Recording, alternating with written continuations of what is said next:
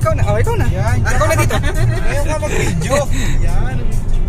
Ngayon ka mag-video. Pakita mo yung... Sinasabi yung ano. Okay ako. Pakita Ngayon mo ako mag-video eh. Kanina pa ako nag-video. Bawal ang pandinig ko. Hindi kayong magmagaling eh. Hindi, bira lang.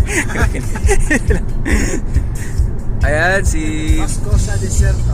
Ayan, si Brian. Tsaka si Ronnie. Ayan, ayan, may rivalry ang dalawang yan. Ayan si Agoy. Pakita mo yung kabugihan ko dito. Binigyan siya ng ano, minudo ng kanyang ano, girlfriend. Ano, tira oh. Ang ganda mo ng mga bato, oh. Tingnan mo. Ayan oh, ganyan kaganda ang Saudi Arabia. Ayan. Kami ay pinagpala dahil nandito kami sa lugar na to. Ayan, nabibigyan kami ng ganitong pagkakataon.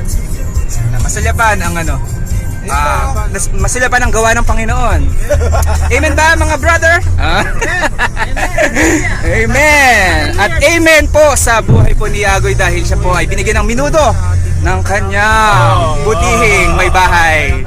May bahay sa puso. Ayan po siya, kahit bagong ano lang siya, driver, nagpapakita siya ng professionalism. Ayan, makikita nyo, ayan o, tingnan nyo. Super expert na sa ano yan, pagdadrive si Kuya Agoy. May tulay bro, may tulay. Ayan, natitense na siya. Hindi niya na alam gagawin, hindi niya na alam sa siya lili ko. Hindi niya alam saan siya kakanan, saan kakaliwa. Ayan no, nakita niyo po yung mga bato. Ayan kasi nung mga panahon na yan, may mga guhit-guhit po yan. Dati, ang sabi po ng legend, ano po yan eh. Yung sa tulay. Ano daw, lubog po dati ito ng tubig. Tulay kanan. Ayan. Tamang explanation. Yun po yung paliwanag na ayun, noon daw po ano, nung nagkaroon po ng Great Flood na nasa Bible po yun eh. Ba't ang dami pupunta rin bro? Ayun, dito daw dumalo yung maraming tubig, kaya may mga guhit-guhit yung mga bato. At dito naman ang ano, dumaloy ang pagpapala ng Diyos sa buhay po ng dalawa nating kapatid na sina Brian at Ronnie. Yan, yung dalawang yan, ano yan, magkaibigan yan. Close yan dalawang yan. Pero kung minsan nagkakatampuhan yung dalawang yan. Pero sa at the end of the day, ano, nagbabati yung dalawang yan. Yan. Kaya talaga syempre ang buhay, ano yan eh. Hindi naman kailangan lagi masaya kung minsan may mga tampuhan. Ganun talaga yung nagmamahal na nagtitirahan. Ayun, ayan. Siyan po si Agoy, makamundo po siya. Ayan, kailangan mo dito. Kakanan. Ganun talaga yung nagmamahal na nagtitirahan.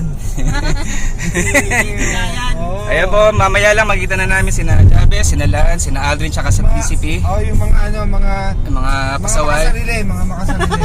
mga makasalanan, makamundo. Meron lang. Kami po yung mga ano, mga malilinis. Meron lang. Kami po yung mga di nagkakasala. Kami po yung mga blessed na blessed sa sarili namin. Kami po yung mga ano, katay po namin si Jesus. Biro lang po. Kami po yung nagiging daluyan ng pagpapala. Ayan, ganyan po kasi outrageous ang mga tao dito.